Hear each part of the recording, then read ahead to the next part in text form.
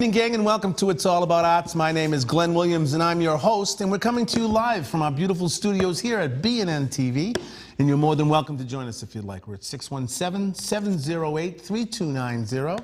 Dave and the great staff of BNN are in the other room answering the phone, so if you feel like sharing with us what's going on artfully in your life, please feel free to join us. We'd love to have you here.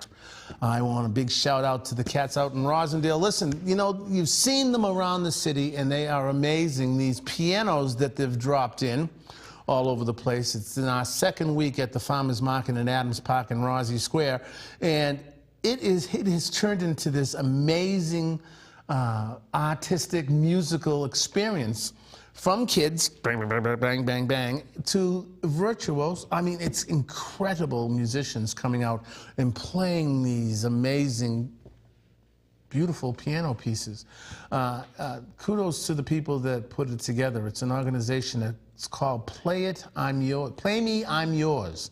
And they put 75 pianos around the city of Boston in various locations, and they're asking people if they want to, not yet, they're asking people if they want to be an association who wants to get that piano after it's done. The one in Rosendale is going to go to the Boys and Girls Club in the summer school down in Rosendale. So if you see one of these pianos around, sit down and give it a tinkle. I mean, it's great. You got to realize that they're upright pianos that have been kind of moved around and dropped into the middle of a park, and it might get a little wet and windy and what have you, but it is a great experience. Come on down to the Farmers Market this Saturday down in Rosendale Square from 9 o'clock until 1:30. It's the last day that we're going to have that down there. It's going to be an awful lot of fun. Listen, congratulations also to everybody that marched in that Rosendale Day Parade yesterday. It rained hard on everybody, but everybody showed up and everybody marched right past Old 99 Belgrade, which we call home, and it's been a stop on the route for many, many years, and it was a lot of fun to stand out front and see. I had another engagement booked, so I wasn't in the parade. I was supposed to be out with Zilly Mazik out in East Boston at the East Boston Harbor Festival. I was running sound for them, but it got rained out, so I had to, I wasn't able to connect with any of the people that I might have wanted to march with, but I got to sit out in front of the house and watch everybody else go by. It was a lot of fun. Thanks an awful lot to everybody who put that together. Tom Donahue and his gang do an amazing job out there in Rosendale. I have to take a couple of minutes and thank somebody who has been working with this show for quite a few years. Her role is changing now. Her role has gone from co-host. You saw her credit right there. I think that next time we have a new role coming up with some new faces and some new names and stuff. We're making some changes here at It's All About Arts, and Suzanne Schultz has been an incredible person who has added such a dimension to this program. You know that we start our 16th season in just a couple of days, and Suzanne brought the outside. It's something we've always wanted to do, was to bring location shoots into It's All About Arts, a visit to someone's gallery, a visit to an art showing or a happening someplace. And Suzanne Schultz was a guest on the show 6 years ago, 7 years ago maybe.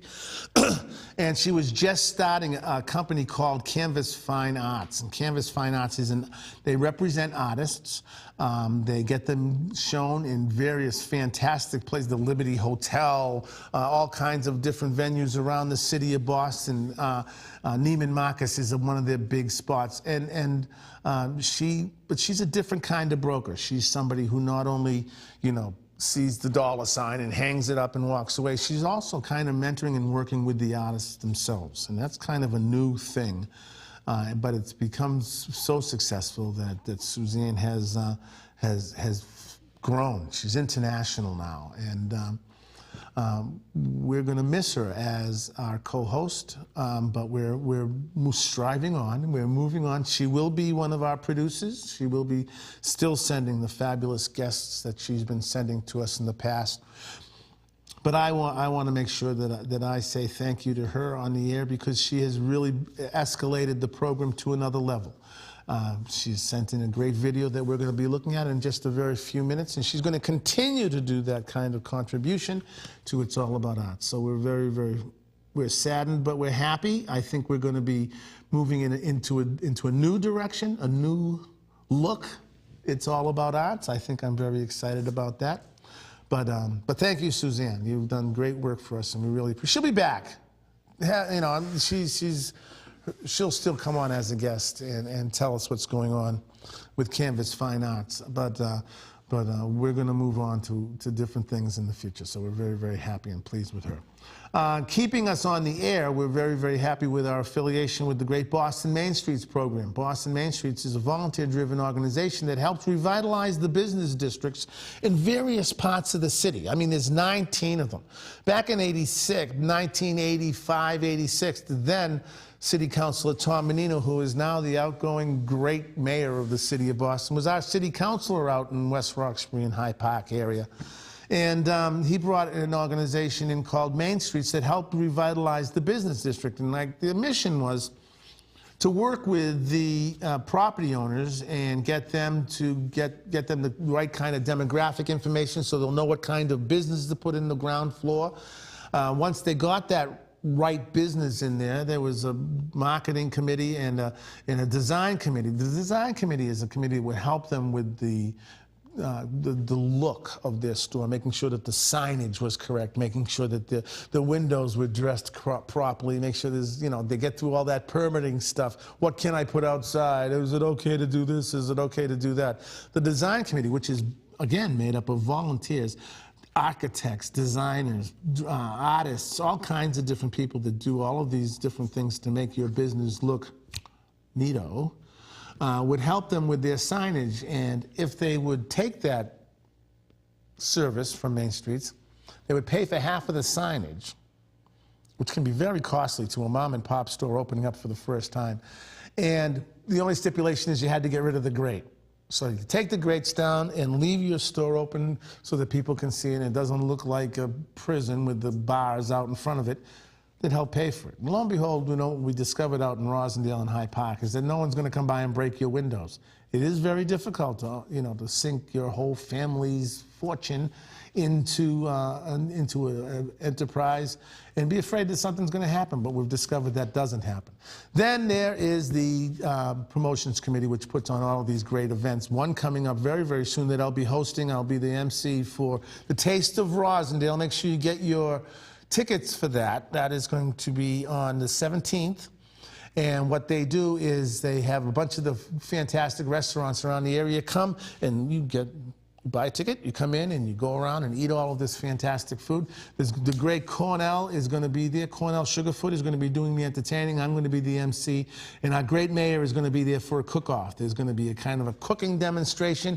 And his Honor Tom Menino is going to be the guest, and we're very, very excited about that. But anyways, that's who these are the people that are keeping us on the air, and we're very proud of our affiliation with them. So if you see an event going on that's a Main Street event and you see someone that's a volunteer, please thank them for all the things that they do, because they're just volunteering because they love their community just like you do. So thank them. Make sure you say hello, and say hello for us too. The other thing I want to talk about before we get to our fantastic guest, we got a great guest coming up in just a little while. It's going to be an awful lot of fun. This building that we're in, BNN-TV. BNN-TV is your opportunity to get your voice heard around the city of Boston and around the world because we're streaming live. We may be in Europe as we speak. We don't know, but we might be. We hope we are. But we are in various places around the United States. I know this because I get emails from people from all over the place saying, you know, great show, this was great, you need a haircut, something, don't wear that shirt again, whatever they want to contribute. And you can do it too. And if you have a nonprofit that you want to get out on the air here and talk and boast a little bit about what your mission is, this is the place to do it. If you go to www.bnntv.org, click on Janice Williams' name. Nonprofits can come and do a half an hour or an hour or 25 or a 50-minute show on this station, Channel 9, you're watching right now. There's the other side where if you become a member, you get to take all these amazing courses on these great cameras and all kinds of Final Cut Pro, how to do the lighting, how the sound is supposed to be, how to set up a set, how to go and do shoots outside of the studio, go do the local soccer game, edit it all together on Final Cut Pro downstairs in this amazing Timothy Smith lab downstairs. It has all these top-notch, state-of-the-art computers available for you, and put it on TV. This is the place to do that. www.bnntv.org. Janice Williams or Jim Atwood. Jim Atwood's been at this forever. He has all the answers and stuff too. But Janice Williams is the one you really want to talk to. Click her name, her email will come right up, and send her a note saying you're interested in being part of this great family here called Boston Neighborhood Network. The other thing I want to talk a little bit about for one quick second, because I'm taking up too much time, is that if you want to see any of the past shows, I've gotten several emails and calls about, gee, you know, Glenn, we were on vacation, we missed the show. Is there any way that I can see? Because a friend of mine was on. Yes. If you go to YouTube, and the address is It's All About Arts 1. It's All About Arts 1. You can see all of the shows that we've been doing as of the last year anyways, and there are some archive stuff that I'm putting up. Fat Glenn, long-haired Glenn, Glenn with a beard. Those kind of things are on there too. But this show will be up there tomorrow. So if you want to see some of our stuff from the past or just missed the show and wanted to catch up with it, it is at your disposal on YouTube at It's All About Arts, the #1. Listen, gang, we're going to sit. Great, like I mentioned about Suzanne Schultz, she actually has sent us in a video for us to watch. I want you to sit back. It's not a video, it's actually part of a documentary. Sit back and relax. We'll be right back. Do not go away. You are watching BNN-TV's It's All About Arts. My name is Glenn Williams, and I'm your host. And we'll be back in just a couple of minutes. Do not go away. Thank you.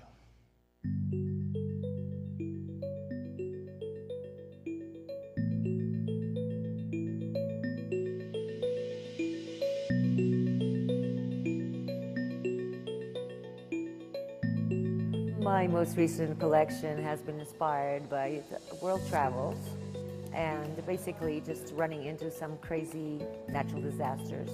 Experienced a little bit of fear, a little bit of blood, a little bit of, you know, back and forth, but that emotion I think you could see. I decided to open a gallery downtown. It's a lot closer for my collectors, so they don't have to come to the studio.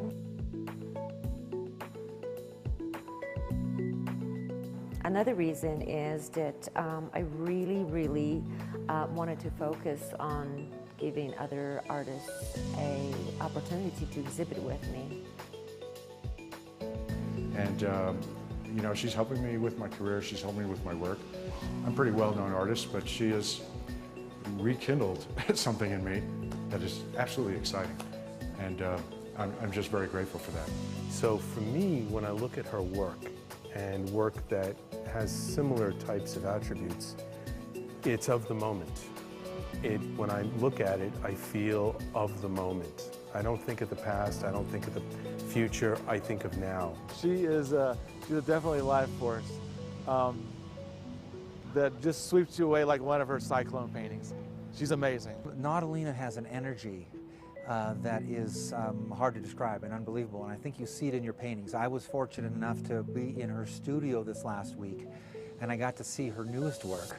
I was there about 2 weeks ago, 3 weeks before that, and I also saw her work. So her work's always evolving and always changing, but the energy and the amount of work that she's producing right now is just inspiring.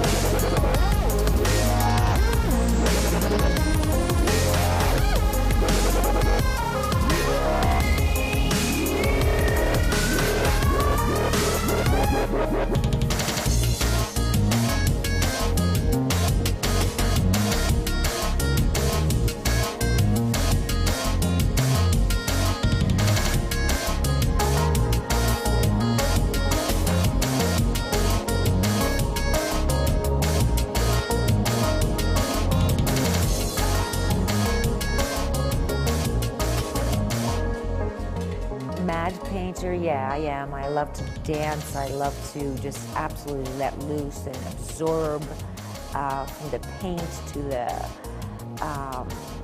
the feeling of painting. And sometimes I get mad, and sometimes I get real into it with bold strokes and you name it. I love every aspect of art. So.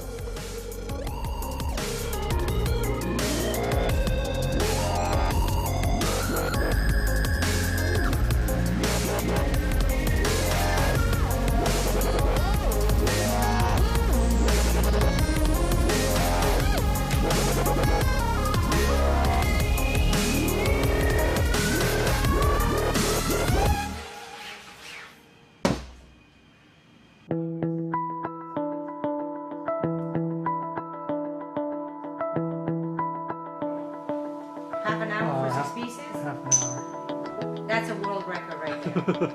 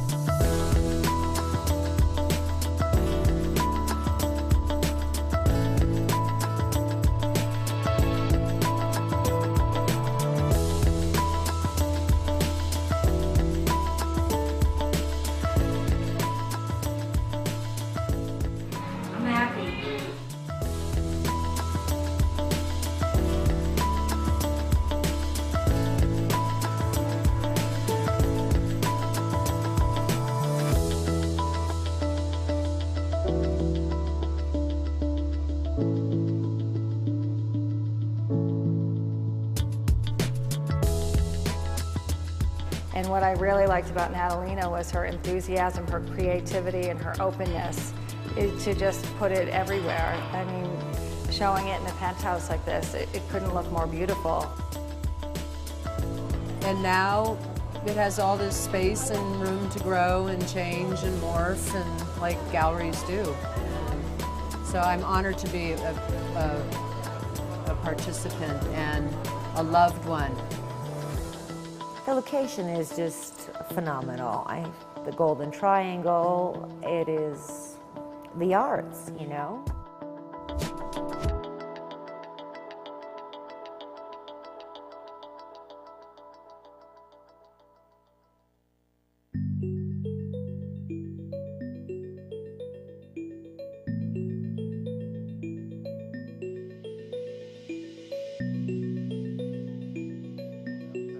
That was absolutely fascinating. I mean, just looking at the energy and the way she works, that was fantastic. Thank you, Suzanne. That was awesome. Those are the kind of things we're going to be bringing to you. We're very, very excited about those kinds of experiences. I mean, Art World is just so fulfilling, and you could see it at the end. She was spent. I'd love to be able to work on 4 canvases like that at once, so it looked like fun. But that's what we're going to be bringing to you. I hope a lot more from Suzanne. That was a great documentary. Thank you, Suzanne Schultz from Canvas Fine Arts. That was fabulous. Look, we're going to get our next guest up here in 1 second. We're going to watch one quick video from the Low Budget Record Vault. You are watching BNN-TV's It's All About Art. And we're going to have Florian get up here, and we're going to start talking a little bit about him. Listen, gang, we will be back in just a couple of minutes. You are watching BNN-TV's It's All About Arts. My name is Glenn Williams, your host, and I'll be back in just a couple of minutes. Do not go away. Thank you. 1, 2, 1, 2, 3.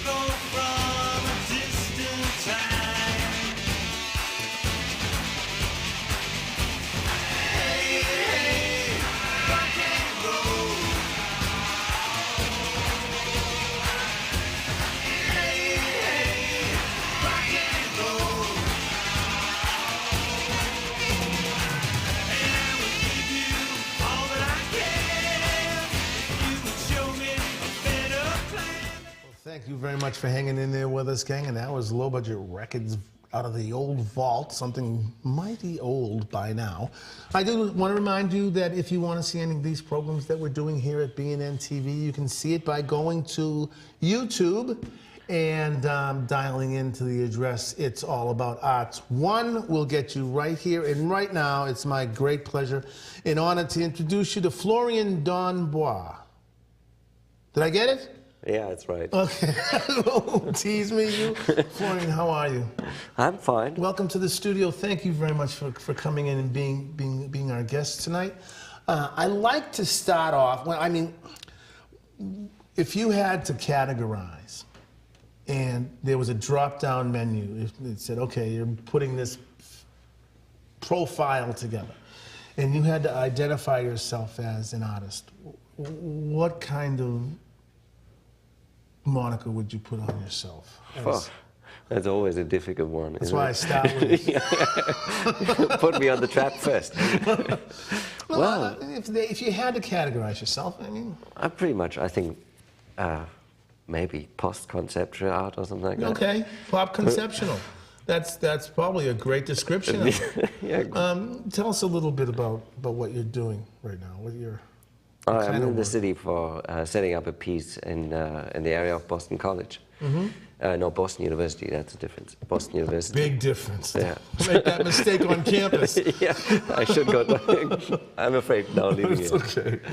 okay. It's 2 skyscrapers. It's the School of Law. Okay. It's a building from the late 60s. And then it's a student village. It's, I don't know, it's like half a mile away. West Campus, probably. Yeah. Yep. Yeah, oh, you know better. I went to BU. Yeah, so... That's why I'm telling you, be careful. So we have these 2 buildings, and we will connect them with a laser beam. Yeah. And that will measure the kind of the distance of the 2 buildings in real time. And since buildings sway, you can follow on your mobile or iPad or whatever. Oh, there's going to be an app for it? Yeah, there's a website where you can follow it live, the kind of distance changing between the 2 buildings. Will it be visible day and night? It will go from the evening sunset. Yeah. Sunset until 2 a.m. in the morning.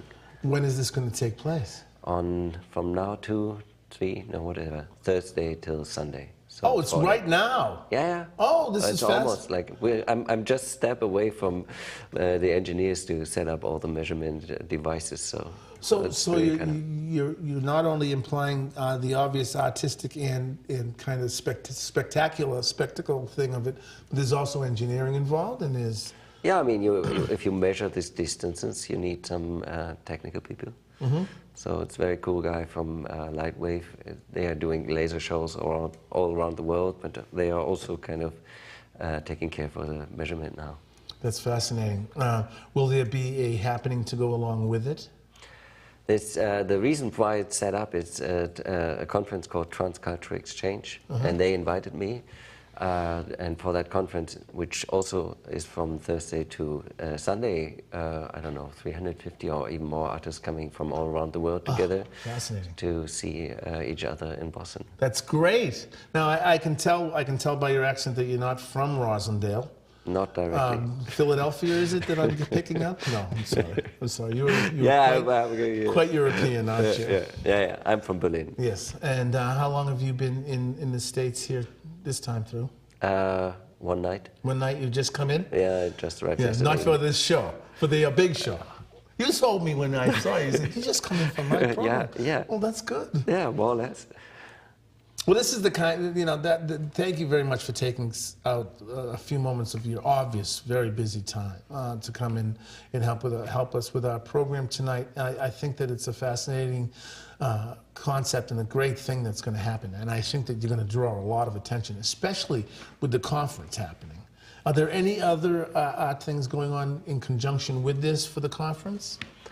I mean, there are a lot of presentations inside a conference. There's also an exhibition going on with Taiwanese artists, and then there's also, I mean, this very famous artist, Laurie Anderson, coming. Oh, is Laurie Anderson going to be here? That's great. She's going to be on Thursday, and then on Friday there's a laser viewing party for my piece, and then there is a lot of things around it. So it's a big bunch of people. That sounds exciting. Congratulations. But I'm only a small wheel in that. So it's Mary Sherman who set that all up. Maybe a small wheel, but you're making a very, very big statement, which is nice. What are you calling the piece? It's called, it's a series, so the series is called Talking Towers, but this piece is called U-Book number 1 and Stuvie 2, and that's the nicknames of the two buildings. Okay. Oh, okay. Very nice. And once the switch is gone, it's gone.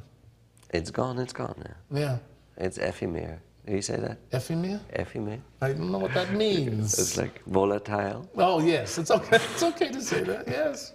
We went through the rules. We've But got it's very viewable because, I mean, there's all this kind of, it's not any spot, huh? Right, So that right. it's one of the spots, I think the only spot in the States where you have all kind of traffic going in a junction. So you have like... Well, you've got Storrow Drive, Memorial Drive, you got the whole river thing happening, and Cambridge can see that whole thing, Yeah. you know, so I'm sure, and plus it's so high. Yeah. So it's going to be Kenmore Square, it's going to be great. We'll have the Red Sox back in town to watch it. It'll be awesome. Yeah. It'll be fun. Has conceptual art and this kind of spectacular thing always been your medium, or have you dabbled in some of the stuff that maybe we saw beforehand on the video? Or I mean, as an artist, you always have probably not always, but many have a kind of a past at the canvas. But that is not when my real career started. I'm kind of working in a lot of different medium. So sound actually is more where I kind of received attention for. now, you know, sound, someone here might think of music, but are we talking music sound, or are we talking about? No, I mean, I used to work a lot with seismic recordings. Okay. And then accelerating them so you can listen to the earth and all its tremblements, and so like a big body of like a big instrument. The Museum of Fine Arts has a thing in there now which is called the Polar Cap. Mm-hmm. And what they've done is they've dropped in a microphone through many feet of ice and recorded stuff, and you can sit on this. It's interaction, and you sit on it, and you feel it, and you can't really hear it until you're almost on top of it. Yeah. And it's a fascinating thing. I couldn't leave.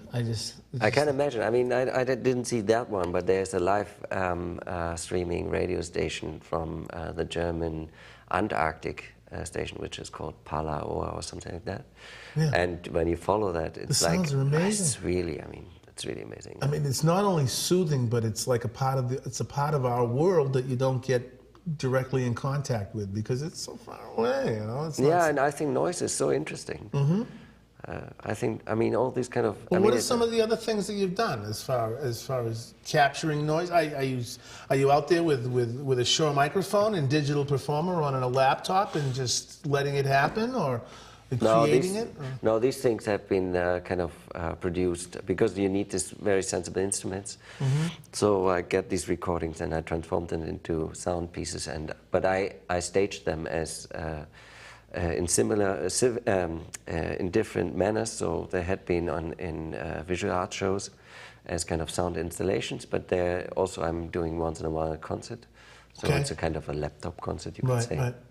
I think one of the things that we've used is call it ambient music, where it's kind of like all of these amazing sounds are washing over you, and it's supposed to induce a feeling or an emotion within somebody. But it's kind of hard maybe sometimes in sound to know that kind of nerve that you're attacking. It can be a very personal thing, can't it? Yeah, sure, it's personal. I mean, it's like, it took me also some while to kind of get this sensibility for that kind of noise, because in the beginning you think it sounds like rain or waterfall, and then more and more you're realizing how much kind of stories or narratives are going, or you can imagine narratives going on there. And so what I'm doing a lot is kind of trying to pick that kind of phases of material that's interesting. A little bit like acoustic photography, you could say. You have to choose for the motive, you have to choose for the lenses and so on. So there's a kind of thing of trying to get something out of it. And then, I mean, for instance, in March I did a huge concert in the Ligeti Hall in Graz in Austria, and it was kind of a huge kind of sound system. And when you have this kind of equipment, you have this huge frequency range that is on the data or in these recordings they span 17 octaves. So our ears are only... you can only pick up so much. Yeah, so it's kind of a huge kind of universe we kind of dive into. Do you take the sound, you're calling it noise, is it that sometimes to me noise is kind of a grading thing? Yeah. Do you know, is it meant to, you're using noise, well, you've used it a couple of times? English is not my home. I mean, it's not. I've already explained now myself. Now you're tracking me as a foreigner. I don't know what kind of associations you have with noise. I see it as a kind of a very complex sound signal, which has a lot of frequencies in it, but it's not kind of what people usually expect from music, so a certain tonality or something like that. It's a very complex material. Right, so. It is. Are you able to take several noises that I'm going to use your term, noises that you've produced, and put them together using music theory, so that you have the tonic, so that you have a specific, maybe even a little bit of a rub to get that approach back? Are you using music theory to put these sounds together? Not on the level of tonality, but on the level of, I mean, this piece I was referring to, it had 8 parts plus a coda, and it has the A, B, A, B, A slash, no, how do you say that? A, something like, so there was a variation and a 2-theme thing and so on. So on the level of composing the kind of segments and on the level of using resonance or certain, not really filters, but kind of room resonance or loudness or certain arrays of speakers, I'm very much kind of... Right, so it's scored out. It's scored, sure. It's something that a musician can sit and read along with. Yeah, you can, I mean, if you know there's this line. Is there a tempo? Well, there is not a rhythm on it. I mean, it's kind of natural rhythm in it. It doesn't go like 4 p.m. or 10 p.m. Or something like that. But have any of your compositions been worked in with musical pieces, a la Emerson, Lake and Palmer, or that kind of a, they had this grandiose thing happening, and there would be this ambient noise sometimes. I know that when I released my first CD, which was like, it's now more than 13 years ago or something like that, a lot of people, DJs and so on, bought that CD and used it further. I was never really trusting in that, because I think that my interest is in kind of the body of the earth as kind of an unexplored world. And so in that sense, I'm not trying, I'm not a fan of using this as a beatbox, like getting something from it. I did once 2 years ago, and strangely, this concert was arranged a few days after the big tsunami quake happened in Japan. We were kind of nervous really to do that show. I worked together with a drummer, and we did some improvisation. And so that was a kind of a reaction between a certain tonality that comes from this material I have and his kind of working on the drum and picking up rhythms. But I took that less in the sense that we use this material to produce an instrument, but more kind of with his kind of commentary, you kind of were able to grasp aspects that are interesting in it. So he was a kind of, we were both kind of giving birth to a kind of an aesthetic experience. Right, but it was definitely for us old rockers, a jam. That was a jam, yeah. Yeah, and that sounds fascinating. Where can people get your work? I want some. Yeah, give me your address. There's No, I'll go get it. I'll go get it. I know. You don't have to give me anything. I know. There are some of these record stores in Germany I can refer to. So one very famous one is Gelbe Musik, Yellow Music. It's in Berlin. They range from, I mean, they have all these big shots from Cage to, and they always were interested in the kind of intermediate area between music and visual art. So that is one, and there's others. I mean, it's like A Music, it's called A Music in Cologne. I'll make sure you have my email address. I want you to send me that because I'm fascinated now. It's called Earthquake Sounds #1. Earthquake Sounds #1. No, that's easy. Are most of the sounds natural sounds? Yeah. I mean, how do you call that natural? I mean, it's like, what is natural? You're not using a Furman, are you? No, it's natural in the sense it's a recording. Yeah. But it's is as natural as an infrared camera or a microscope. Yeah, I mean, it's like... It's a tool.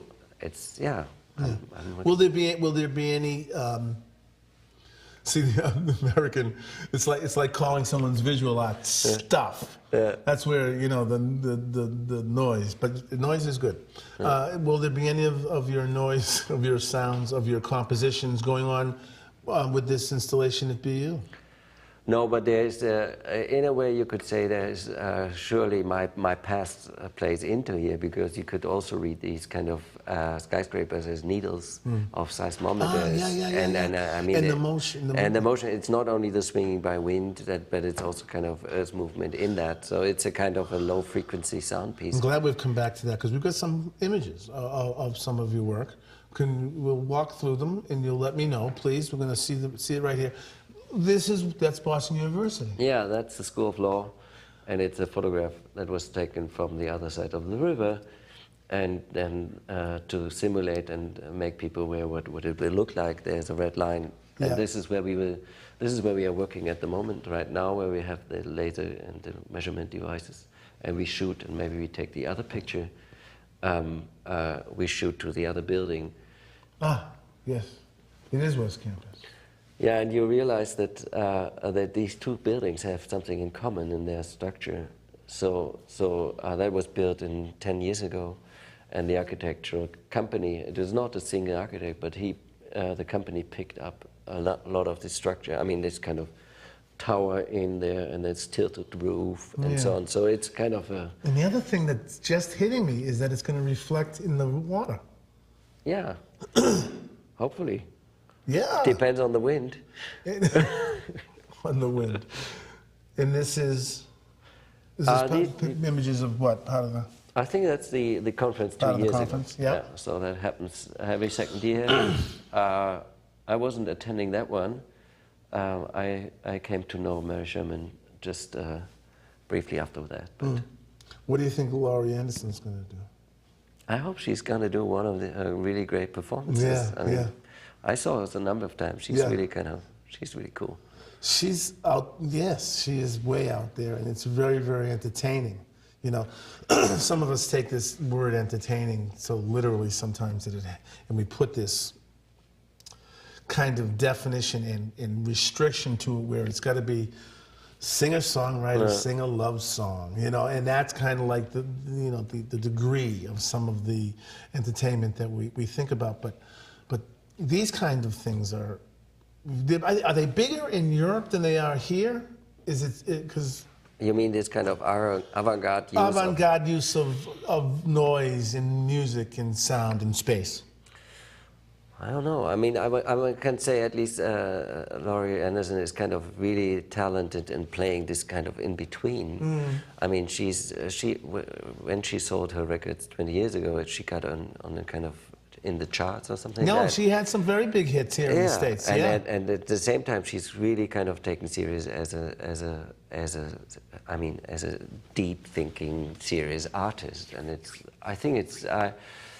In Europe, you have that very often. It's two worlds, but at least I'm pretty sure that the avant-garde world, if you wouldn't want to name that, even the avant-garde name is still very questioned. It's a little broad. It's too broad. I don't think it really puts a nail on it. You know? Yeah, it's a very old opposition between pop and avant-garde. But I would say there's a lot of not too easy to grasp things in Europe. That's true. Yeah. Really? Why? I would think progressiveness would be kind of working there more than it would be here. Yeah, this is what I say. Oh, I'm there's sorry. a lot. I turned it around. Yeah. I'm sorry. No, Yeah. there's a lot of these things going on there.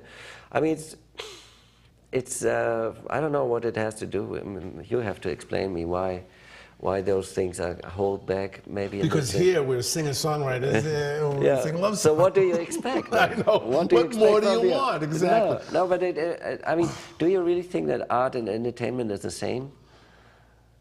There's a lot of people think so, but I'm not sure. I think that with art, I do want to be entertained. I mean, I think that I can get something. If I get an emotion out of a painting or a piece of music, I think that is a form of entertainment. Yeah, but there are two ways of entertainment, aren't there? So one way is like you go in for a show and then you forget everything and then you're 2 hours away and then you return to life and you feel good. But is this really everything you want to do? No, I can sit and watch the football game and be entertained too. You know, yes, there's different levels of entertainment, but I absolutely think that art is entertaining. I'm not opposing that, but I would say for me art needs to be challenging you, that you kind of get new ideas, that you kind of you're inspired, that you kind of you cannot stop your kind of ideas on the piece maybe, but also when you walk away, so that you know once you leave it. Oh, I want to take something with me. Absolutely.